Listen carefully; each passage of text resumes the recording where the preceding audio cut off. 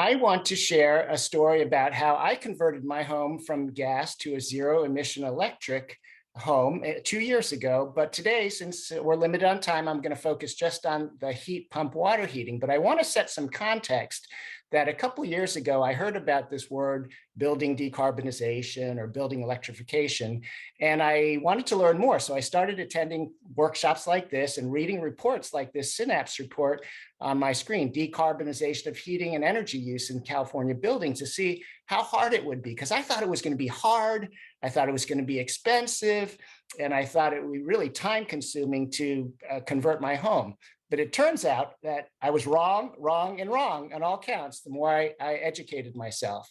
And so I read reports like this Rocky Mountain Institute report on electrification. And I'll save you the time of reading hundreds of pages of reports to say it boiled down to this: that for most new home construction, electrification of space and water heating and air conditioning reduces the homeowner's cost over the lifetime compared to fossil fuels. So for new homes, it was very cost effective to go all electric. And so the question was, for my existing home, would it be cost effective? That the reports were not as sure on, because it all depended on your home. So this is where I live, out in the suburbs, out in Lafayette, California. And so that was a home that I said, hey, I wonder if we could get rid of all of our gas appliances and how hard it would be. And so when I thought, in my home, do I burn fossil fuels? It's in 4 places: the gas furnace, gas hot water heater, gas cooktop, and gas fireplace, right? And again, today we're just going to focus on the gas hot water heater story. And so our agenda for my portion is that we're going to cover these topics: what is a heat pump water heater? What are the advantages? And what are some of the challenges and issues? Where do you install them? What are the costs and incentives? And how can I find an installer? Okay, so without further ado, let's dive into what is a heat pump water heater. And it turns out that the heat pump water heaters, the main thing to remember is that they're super energy efficient. They actually look very similar to gas and the standard electric ones, right? So here, side by side, is a gas, standard electric, and heat pump. But the main difference is the energy efficiency. The gas on the left, 67 to 73%. My own, the one I had installed 17 years ago, was actually only like 56% efficient.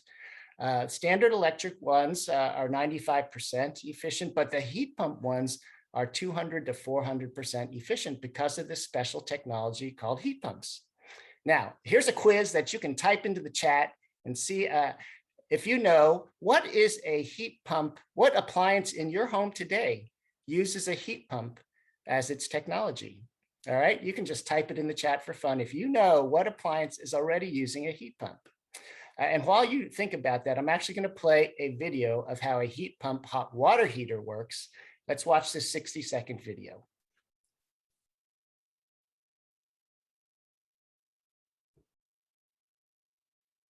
Heat pump water heaters use the heat and humidity from room air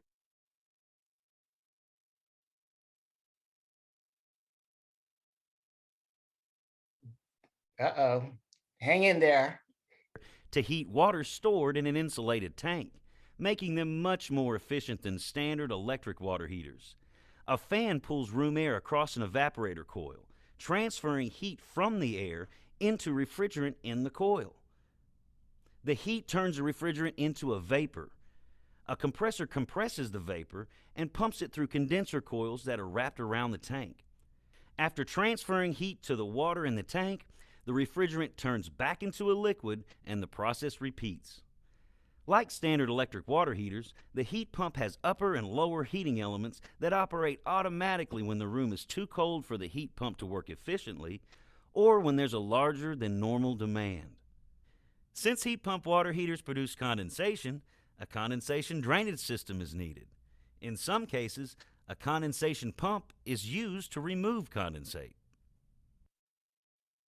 All right, so who answered the question, what is a heat pump appliance in your home? Well, whoever answered a refrigerator, your refrigerator would have had the right answer, because the refrigerator pumps warm heat from inside the refrigerator out, and that makes the inside colder.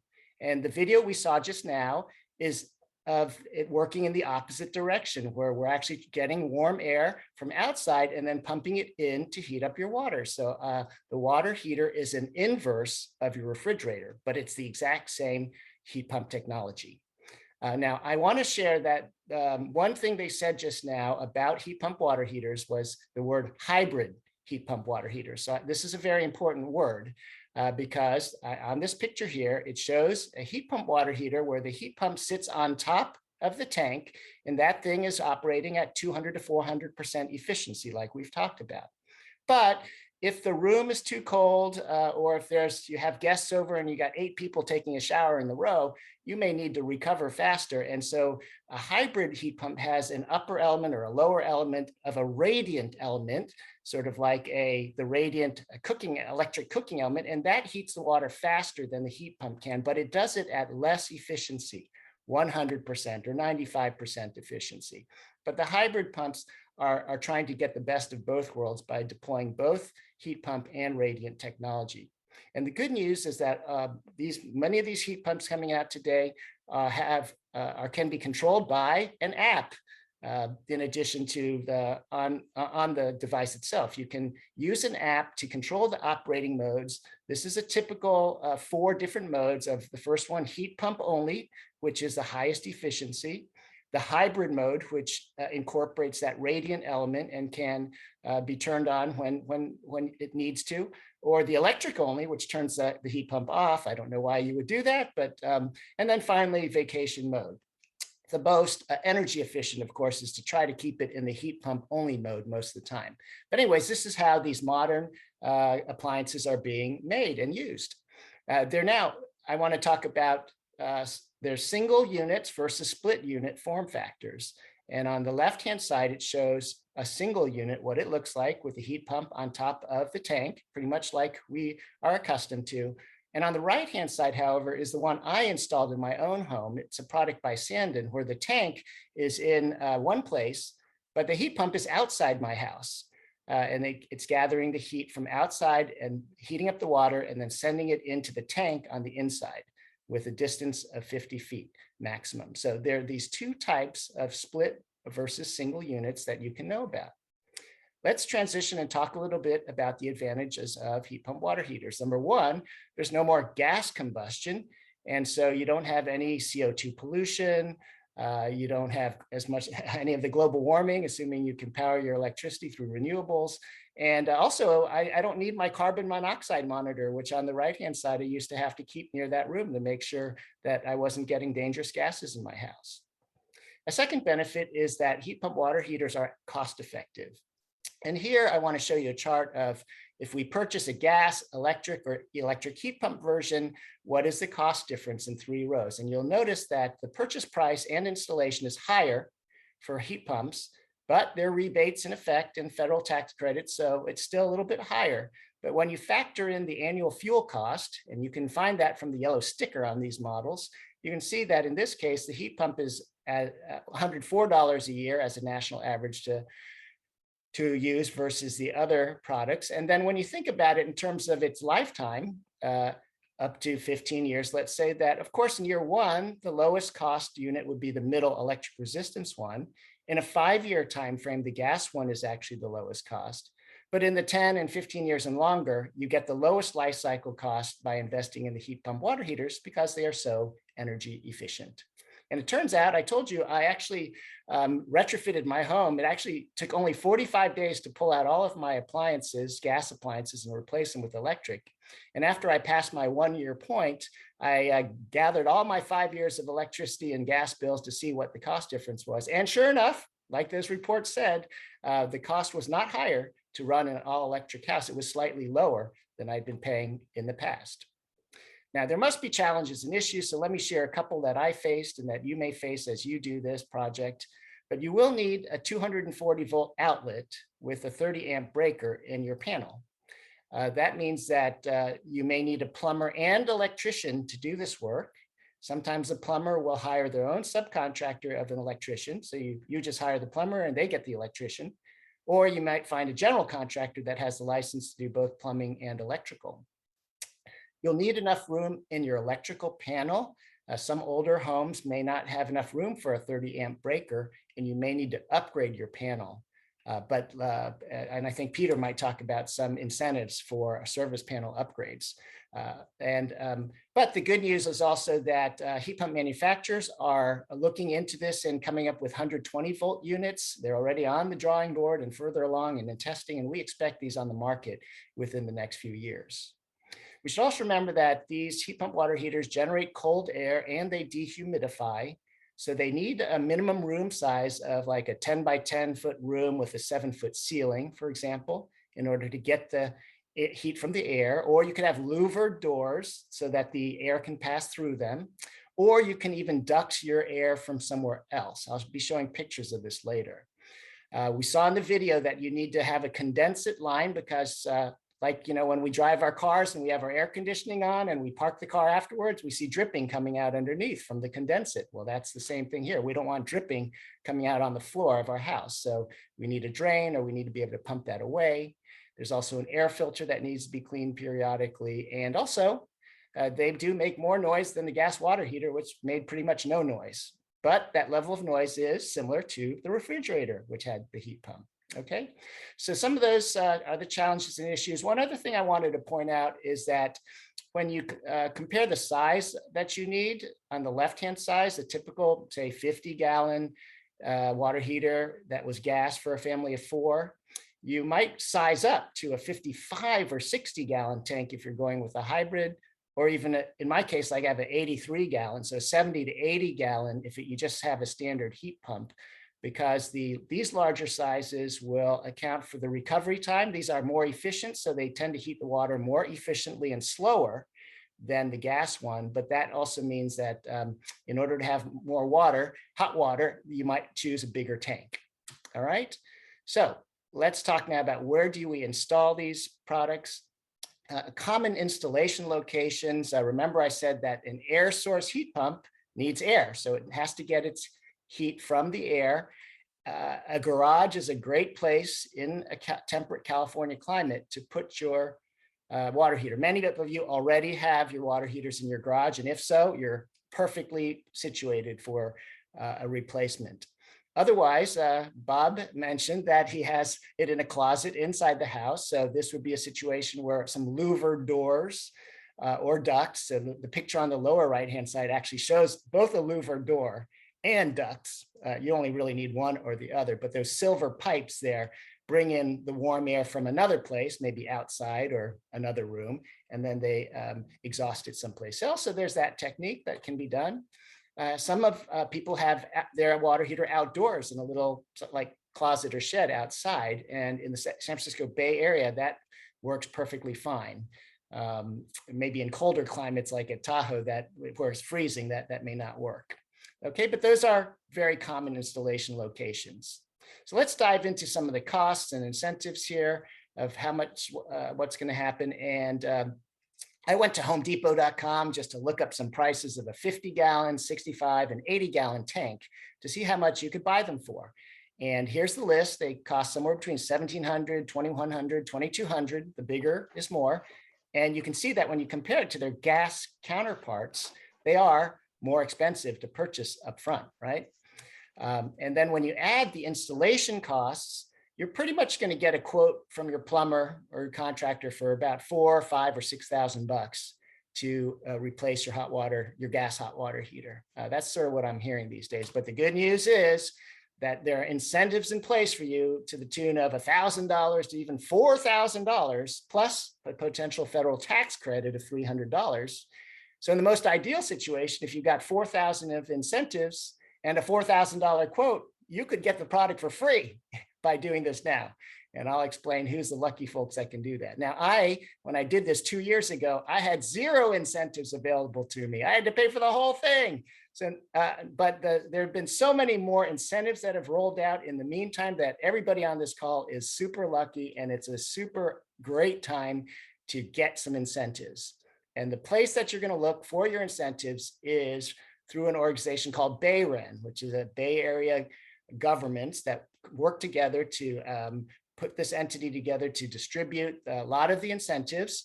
And the website for this, which I'll put in the chat later, is bayrun.org/HPWH-contractor. I'll put that in the chat, but you'll be able to see this very complicated chart. I'm not going to go through it all, but I do want to highlight that you can see the names of the programs here, how much money is being incentivized, and who the eligible customers are. And most residents of the 9 Bay Area counties are eligible for a $1,000 rebate here, okay? And if you live in MCE, EBCE, or SVP territory, for example, you could get another $1,000.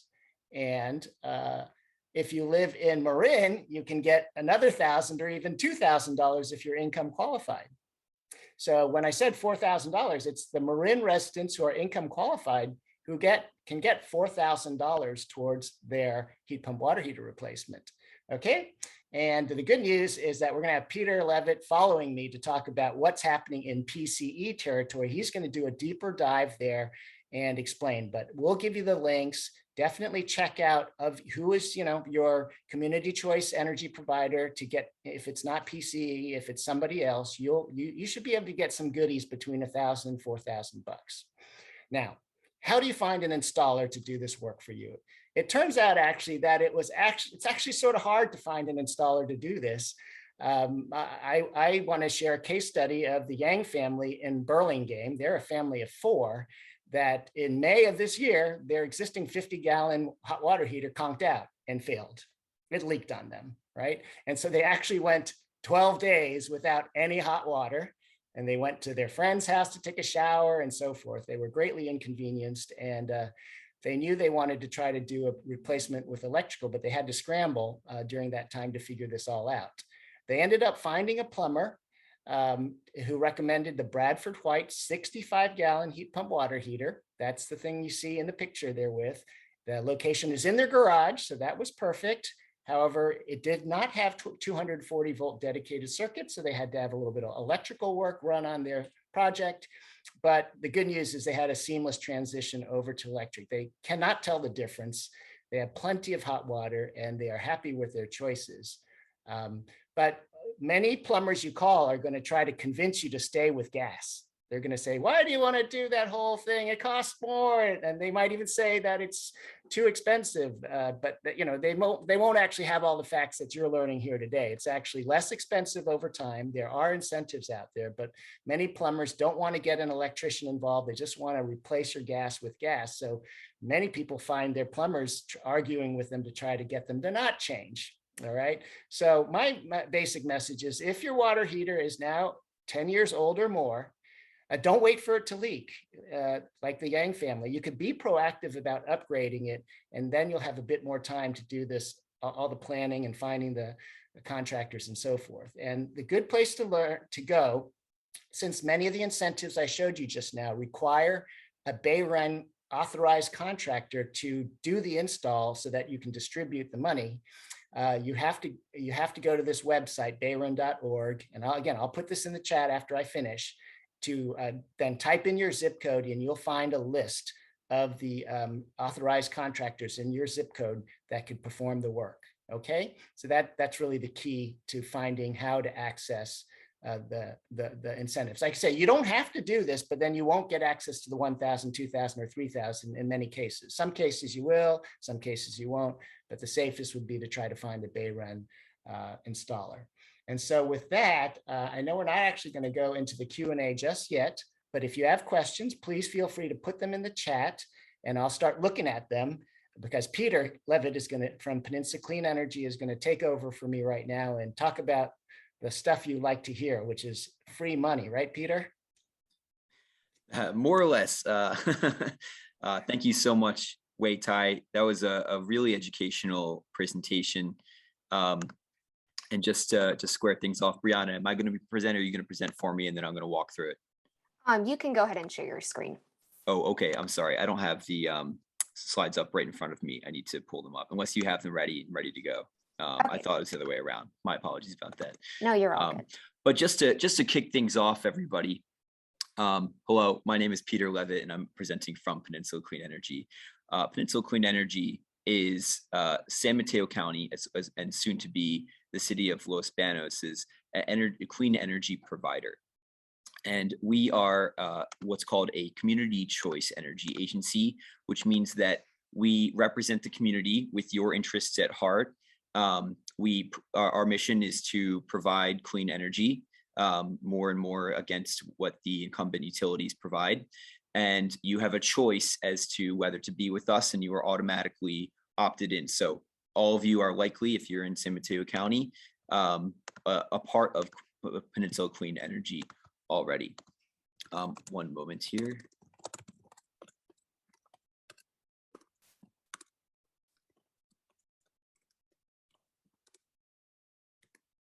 Sorry about that, Brianna. I got my wires crossed with the presentation, but I'm trying to bring it up here.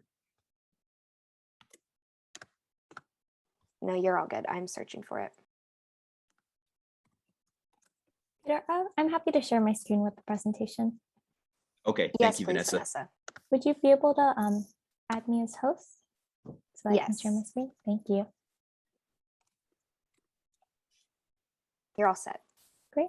Thanks everyone for your patience. Great. Keep going here and we'll jump into the content. So Peninsula Clean Energy is a relatively new organization. We were launched in 2016. And again, the vision of our org is to deliver clean energy to everybody. And we also do so in a way that saves customers on their electricity bills. So for those of you in San Mateo County who have transitioned to Peninsula Clean Energy, and again, you're automatically opted in, you have been saving money lower than what PG&E's electricity side of the bill would have been. We save customers an estimated $18 million annually. We also use funds that we generate to further invest into our communities and deliver programs related to building decarbonization, transit electrification, and delivering backup power through energy resiliency. Keep going, Vanessa. As mentioned, our goal is to reduce emissions. And if you look here, this is a breakout of how emissions in buildings are accounted for, or across the whole county, rather, not just buildings. Transportation currently comprises a very significant portion of all emissions in the county. And so does methane, the yellow portion of this graph, much of which comes from residential, commercial, industrial, and municipal buildings. So when you looked at Weitai's graph of where the emissions in the home comes from, that also comprises a very significant portion of the county-wide emissions. And so the way that we are trying to help folks get decarbonize across the whole county is get off of gas, such as using gas water heaters, and instead use electrified appliances like electric water heaters. Keep going, Vanessa. So currently, as Weitai also alluded to, if you're in San Mateo County and you're looking at getting a heat pump water heater, you can be eligible for up to $2,500 in incentives. That means that, and that comes from $1,000 from BayREN, $1,000 from Peninsula Clean Energy, and then an extra temporary $500 that we're using as a promotional adder to the existing incentives. The promotional adder expires at the end of September, and that is under consideration for what's going to be after that expires. In addition, there are more incentive programs drumming up throughout the state. And so, regardless of whether you pursue a heat pump water heater now, or in a few months, or in maybe 1 year from now, there are going to be incentives available to you. These are going to be around. And so when you ultimately change out your water heater and pursue a heat pump water heater, you really ought to keep incentives in mind, because that will substantially reduce the cost of this new installation. Keep going here, Vanessa. Thank you. I'm just going to quickly recap. Weitai did such an incredible job of explaining the differences between gas water heaters, electric resistance, and heat pump water heaters. But just to bring it all home, they are ultimately far more efficient than current gas and electric resistance water heaters, meaning that for the amount of energy you're using, you're getting a lot more heat output.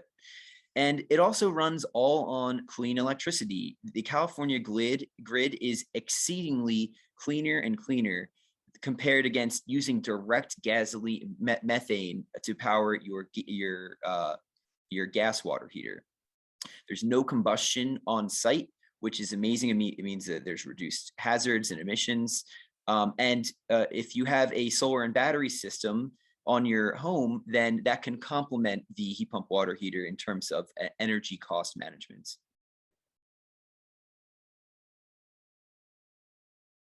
Keep going here, Vanessa. Thank you.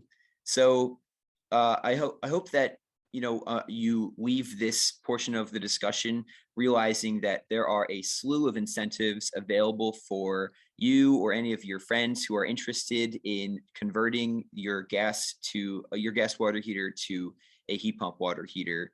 And I think we are going to now open up the floor to Q&A, and we can begin to cover some of the questions that have been posed throughout the Thank you chat. so much, Peter. Jeffrey with BayREN is going to speak about one more incentive, just really briefly. Jeffrey, if you'd like to share, I made you a co-host.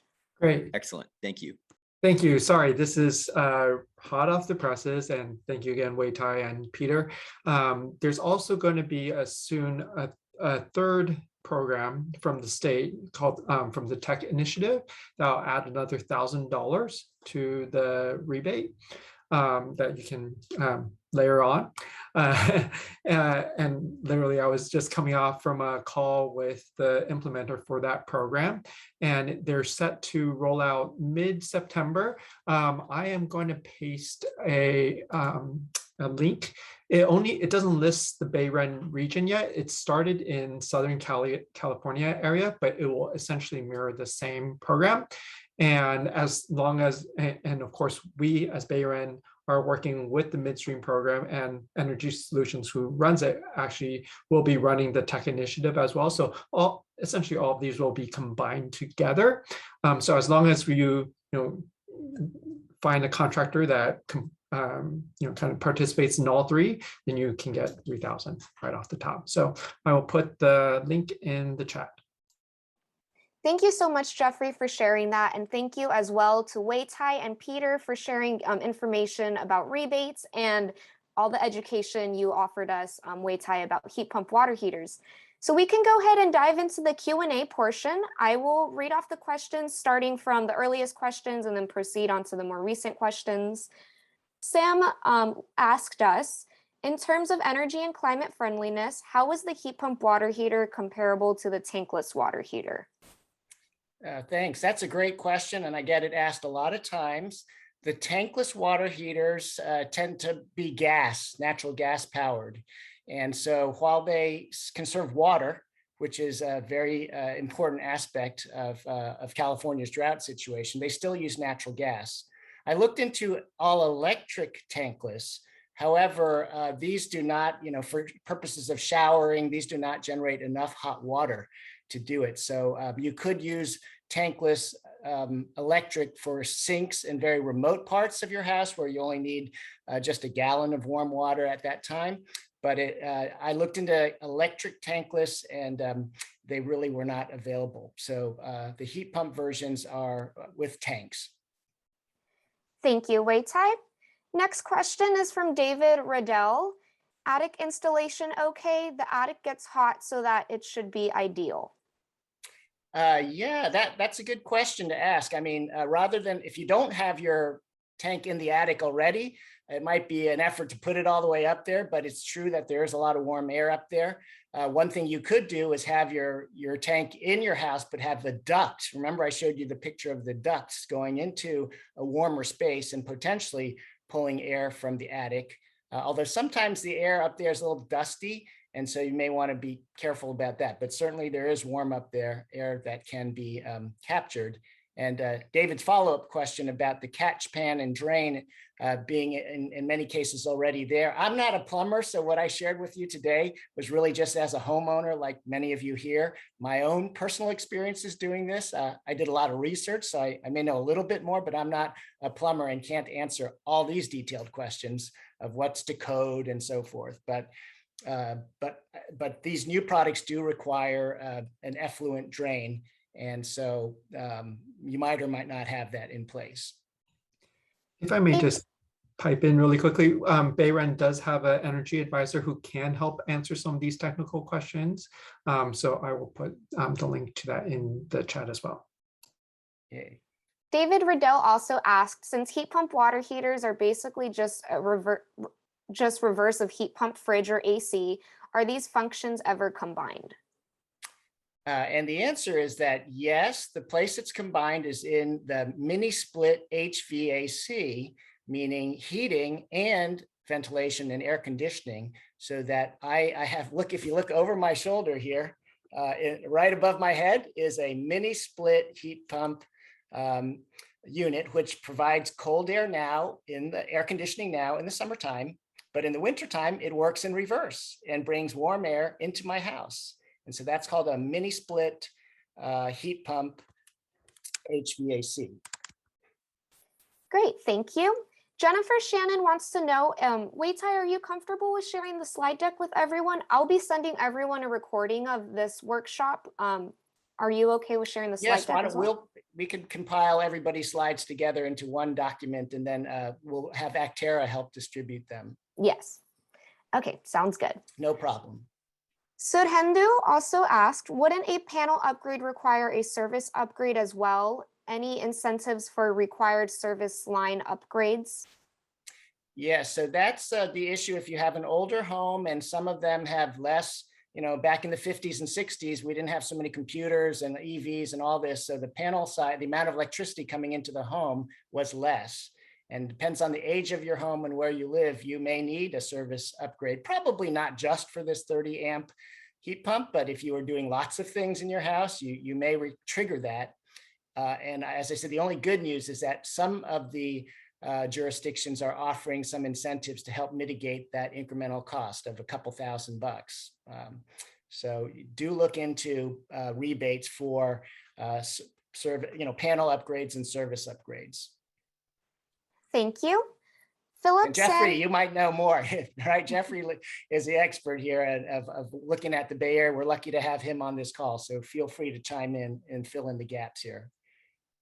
Yeah, I know some do. I think we, and Brianna had a link to, there's a spreadsheet, and we will update that with the tech initiative once it's live, but I think it does list who offers the panel upgrades, rebates. Thanks, I Jeffrey. just put that in the chat again for everyone to look through. It is a very helpful worksheet. Okay, on to the next question. Okay, Philip Filippo, I'm sorry, Philip asked, will this integrate into a whole house hydronic radiant heating system currently powered by a high efficiency boiler? So that's a good question, because the heat pumps, the photos I showed you are heat pumps that are dedicated to just heating your water.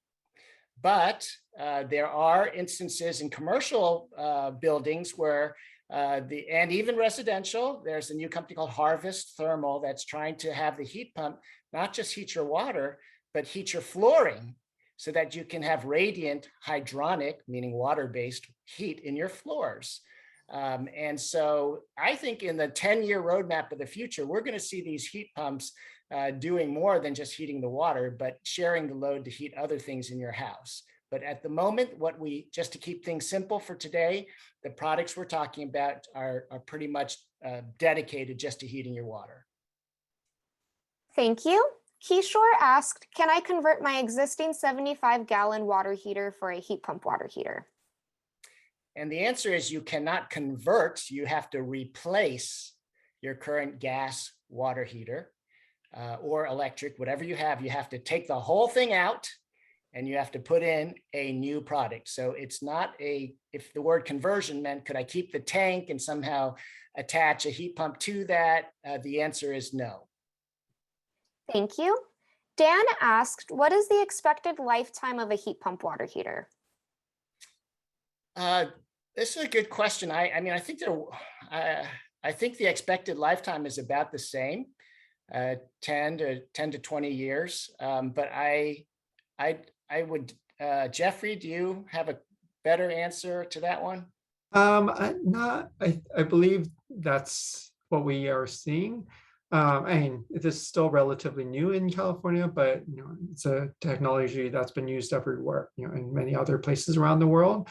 And I believe, and I can take a look at more data, but I think, that. Yeah, the warranties are still maybe 5 years or 3 or 5 or something, but the expected lifetime, right, of a refrigerator, which again has a heat pump in it, how long do our refrigerators last? 15, 20 years, right? They don't really conk out in just 5 years. So I think that this is a little bit of a newer area. We haven't had that much, but the expectation, my expectation is that it's comparable to the gas ones. Thank you. Margarita asked, what is the smaller tank on top of the heat pump water heater shown on the picture of the case study? Okay, so I think if you're referring to, I'm sharing my screen again, in the upper right-hand corner, you see a blue tank, and that's actually called an expansion tank, which whether you have a gas or heat pump, currently the plumbing code requires us to have an expansion tank, because you can think of when you boil water in a fixed tank, it can expand. In the past, 20 years ago, there was no codes to say, where does that expansion go to? Now they're requiring this extra tank be available for water to expand into to relieve the pressure. So no matter what type of hot water heater you do now, gas, electric, or heat pump, they will all need this expansion tank in the upper right-hand corner here. So this is just standard these days for anything. Thank you. Edwin asked, if placing the unit outside, does it need any protection from the elements? Also, what size do you recommend for a 2-person household or a 4-person household? A 2 to 4-person household can typically be that 50-gallon tank, or in the case of the hybrid heat pump, say 55, 60-gallon. That range is what I'm hearing. But you can ask your own plumber to find out your situation. Maybe it could go a little smaller. And the question of, is the temperature good outside your house? I mean, usually you would look to see where your current hot water heater is. If it's already outside in a little structure or closet, then at least in the Bay Area where it does not get below freezing, potentially this device could be also in the same place. But usually it's going to go in the same place that you have your current one. Thank you. And just letting everyone know, we have about 5-ish, 6 more minutes for the Q&A, and then we're going to proceed into the PG&E time of use portion of the workshop. If we don't get to everyone's questions, please email me, or we will send up follow-up information, contact information to get your questions answered. Bob asked, doesn't the efficiency of the heat pump water heater depend on the ambient temperature? For example, the warmer the warmer the air, the more efficient, etc. Yes, that's a great question. And the answer is definitely when the air is warmer, there's a lot more heat to go in. And so it's more efficient. That's why in my earlier slide, I said that the efficiency ranges from 200% to 400%. 400% being summertime, maybe 200% being wintertime. So that's a great question. And it does depend on your ambient or your air, also your air temperature. Edwin asked, what is the Peninsula Clean Energy equivalent for residents in Santa Clara County? I think that's a question for Peter or Jeffrey. This question was answered in the chat by Carlos, who is also from Peninsula Clean Energy, and Carlos indicated the city of Santa Clara itself is covered by Silicon Valley Power, and the rest of Santa Clara County is covered by our sister agency, Silicon Valley Clean Energy. Thank you. Bob asked, do all the listed contractors have a range of manufacturers available to them? I've been researching the Rheem ProTerra hybrid electric water heater, but would want to rely on a contractor fairly considering other brands before recommending one. Okay, so the answer to the question is that when you hire a plumber, usually they have a favorite brand that they install, like they install brand A, but not brand B or C. And if you ask them to do brand C, they may not do it. So you might, if you're really committed to brand C, then you might have to find a plumber that does brand C.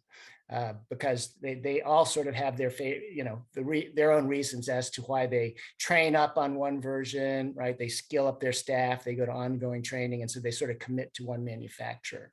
That's a great question. Thank you. Rick asked, regarding a heat pump water heater in an interior closet, you said the unit is as quiet as a fridge. The Rheem heat pump water heater specs say that it is rated at 49 dBA. Our dishwasher is rated at 47 dBA, and that dishwasher sounds louder than our fridge. Can you please explain? Sure.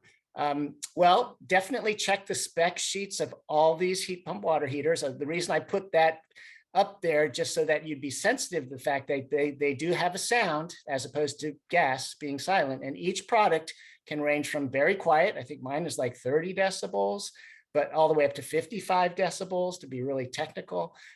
You do have to remember that the heat pump water heater does not run 24 hours a day. It may run just 6 hours a day. And so, it's not just like the refrigerator, it's not making noise all the time. So just be aware of that topic, and as to the specific number of decibels and where and how much noise it makes, it's worth researching for your own situation. Thank you. And we have time for 2 more questions, and then we have to conclude the Q&A. Bob asked, can a recirculation pump be installed with a hybrid heat pump water heater?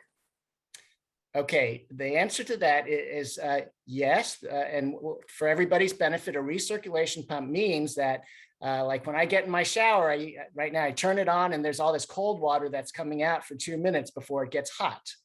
But if I have a recirculation pump, and if I had a button in my bathroom and I push it a few minutes before I take my shower, that recirculation pump pumps hot water into the pipe so that the instant I turn on my shower, hot water comes out and I haven't wasted any water. So my installer offered me the option of this push button, which means it's on-demand recirculation. And so those products do exist in order to have instant hot and therefore waste less water. Thank you. Rick also asked, what is the preferred condensate solution for a closet installation? West Bay Sanitary District doesn't allow condensate waste in the sewer line. So I'm not a plumber and I can't answer these specific questions, but you're getting to the right issues. And so knowing that your plumber will face some of these issues in your jurisdiction, they're going to know best of what is compliant with local regulations. Thank you so much. And that concludes our Q&A portion of the workshop. We can go ahead and insert Weitai's email and as well as Peter's with Peninsula Clean Energy to further assist you in your questions, or you can respond to the follow-up email that you will be receiving later today. I would love to get everyone's questions answered, so if we weren't able to get to your question today, please feel free to email either Weitai or respond to the follow-up email. And I'll reply in the chat in the 15 minutes ahead. If whatever we didn't get to, I'll try to respond in the chat. Great, thank you so much. Okay, and now is the time of use portion with PG&E. Jessica will be presenting on behalf of PG&E. Jessica, if you would like to take it away.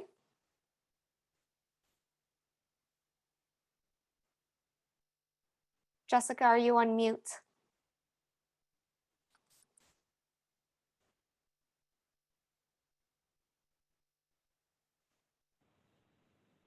There it goes. Thanks so much, Brianna. Hi, everyone. My name is Jessica Chancellor. I appreciate having the opportunity to share some information that hopefully will be able to help you or family and friends to start saving money immediately. So let's dive right into it. Go ahead, next slide, please. Okay, so the few things that I'm going to talk about today, specifically, one are rate options. I want to make sure that you're aware that there are rate plan options available that you can choose from, and it's important to understand which is maybe the best one for you specifically. Also, communication preferences. We do have ability to alter the way that messaging comes to you in your preferred language, and I can share information about that. And then lastly, assistance programs. There are a lot of programs out there currently that can help you or family and friends to start saving money right away. Next slide. Okay, when it comes to rate plans for electric service, we understand that it's not a one-size-fits-all approach. There are different types of rate plans because the way people use energy today can vary. What you use versus maybe what your neighbor uses could vary based on the number of people in the household, your energy use habits, how efficient your appliances are. All of those things are factors in how much energy you're using. We have time of use rate plans, which mean it doesn't just matter how much energy you're using, but also what time of day that you're using your energy. And then we have a tiered rate plan option as well, and that is also known as E1. The majority of customers are currently on this rate plan, and how this one works is the more you use, the more you pay. And the reason why most customers are on this rate plan at this time is because this used to be our standard default type rate plan, and customers just weren't very familiar with time of use. Now that customers are becoming more familiar, they're starting to understand that time of use rate plans really provide more control back to the customer on managing their energy bill. Because if you can use energy in the off-peak periods, which are the lowest times of day for a time of use rate plan, then you usually can save money. And then lastly, we have electric vehicle or battery storage rate options. And just as those sound, they're designed for people who have either an electric vehicle or you have battery storage at your home where you're putting energy into a battery and then you're able to utilize that energy at a later time. Now, nobody expects you to be an expert on these rate plans. In fact, we have a tool that is available to the majority of customers, including our CCA partner customers, which would be Peninsula Clean Energy as well. Simply going online to pge.com/rate choices, you will be able to run a personalized rate plan comparison. And what this tool is going to do for you is look at the way you've already been using energy over the past year, not just how much energy, but also what time of day you're using your energy. And it's going to give you an estimation of an annual cost on all of your eligible rate plan options. So I would encourage you to do just that today. Go online, run the personalized rate plan comparison, and confirm either A, that you're on the best rate plan for you, or B, maybe you should be on a different rate plan and you can simply switch without making any changes and save money today. Next slide. Okay, I know many people are very familiar that we are in the wildfire peak season right now. It's super important for us to have your correct contact information. So if you would please go online or give us a call in the contact center to update the contact information, that would be fantastic. We want to make sure that, one, you're getting these important safety messages, and then two, if you update your language preference, then we can ensure that you're getting the messaging in the language that you prefer. Next slide. Okay, so this takes us to the assistance program information of the presentation. This is how customers can start to save money today if they're eligible for these different programs. And one of the biggest money savers is the CARE or FARA program. There is the CARE program that provides a 20% discount on gas service. And then for electric service, it provides approximately 35% off. And then FARA has a little bit larger income allotment, but only provides an electric discount of 18%. So both of these programs are limited income qualified. So if you think there is any potential for you to qualify, you would go online to pge.com/CareFera, or you can give us a call in the contact center. We'd be happy to help check the eligibility and get you enrolled today. Next slide. Now, another limited income program we have is Energy Savings Assistance Program. And the really great thing about this program is that not only do people qualify if they own their home, but also if you rent your home as well. So there is no requirement of owning your home in order to get assistance here. And this program helps customers to make the home more energy efficient so that in turn you're using less energy and then your bill is lower. So some of the things that they would be able to assist with is additional caulking, weather stripping, possibly changing of appliances if they're inefficient to more efficient appliances, and then hence you would use less energy and your bill would be lower. You can go online to pge.com/ESA to get more information about that, or of course, give us a call in the contact center and we'd be happy to share more information as well. And then we have a medical baseline program. Now, this has nothing to do with income. The eligibility for this program is that someone in the home, whether they're on the account or not, if they reside in the home and they have the need of a piece of medical equipment, such as extra heating or extra air conditioning, maybe there's additional electric service needed for oxygen, a sleep apnea machine. These are all things that could potentially qualify a customer to receive the benefits of the medical baseline program. And with this program, we would give you more usage at a lower rate so that in turn, your bill would be lower. In addition to that, medical baseline customers also receive extra notifications when it comes to a public safety power shutoff. And we look for confirmation of awareness of any type of public safety power shutoff event as well. So you can get more information online at pge.com/medical baseline. Or again, give us a call in the contact center and we can assist you with that. Next slide. Okay, and the last program that I want to share with you today is very new to PG&E, and it was put together really specific to the effects of COVID. We've had a lot of people who haven't been able to pay their monthly bills. They've had financial hardships, and this program is designed to help customers, whether it's related to COVID or not, though. It's called Arrearage Management Plan, and it's AMP for short. If you qualify for CARE or FARA, which are our limited income programs, that's one of the requirements here, you may be able to get assistance from this program. What this program is completely a debt forgiveness program that lasts for a period of 1 year.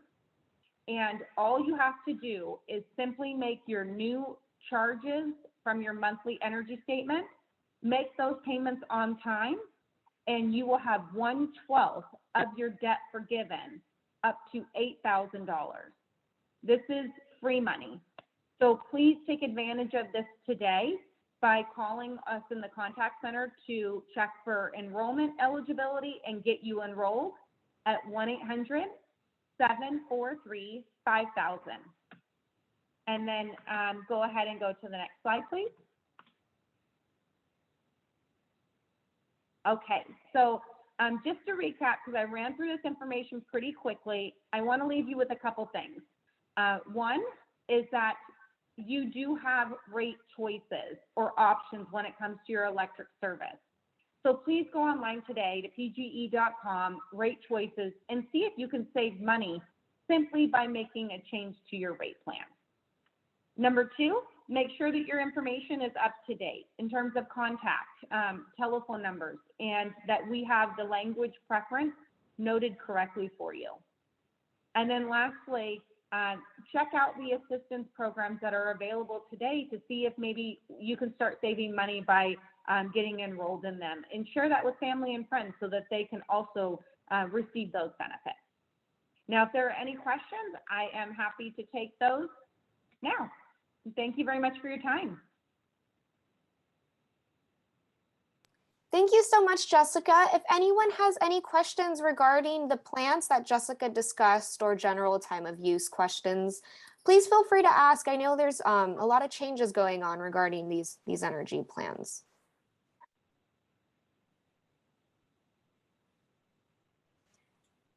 Okay, so I don't see any questions regarding time of use. I'll chime in, Yes. Brianna, just to say, to tie into Jessica's presentation. Thank you, Jessica, for mentioning that there's certain times of the day that we want to have less energy demand on the grid, right? And that's for the benefit of all of us, to provide grid stability. And one of the great things about heat pump water heaters is that you can program them to not run during those times of day.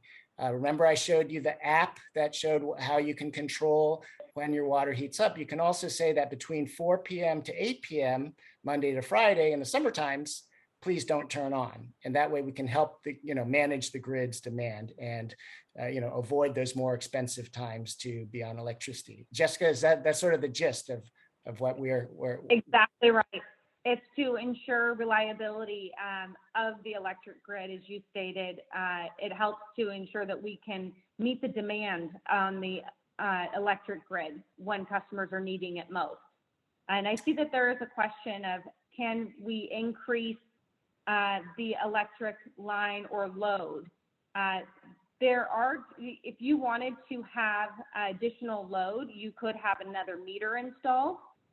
So that would be within our building renovation and service center, that we would assist you with that. So you could give us a call on the contact center and we could connect you to the appropriate department to get more information about that as well. But yeah, thank you for calling that out, because that's the main reason behind promoting time of use, really, is to ensure cleaner, renewable resources are used when they're most available, and that we have reliability for providing electric service. Nicholas also asked, does PG&E charge for removing the gas meter? Nope, it was free in my case. They rolled up a truck and in 15 minutes took away my gas meter and no charge. Okay, so this concludes our hour. Thank you so much again. I want to express sincerest gratitude to Wei Tai, Peter, Jeffrey, and Jessica for sharing all this valuable information. Please stay tuned for the follow-up email. You will be receiving the presentation deck, a copy of the chat, a recording to this presentation, and a follow-up survey so we can improve this workshop for future Green at Home series. Thank you so much. Stay tuned for the next workshop in the series where we will be covering EV charging. It's on September 28th. And with that, I'll conclude the call. Thank you so much, everyone. Thank you.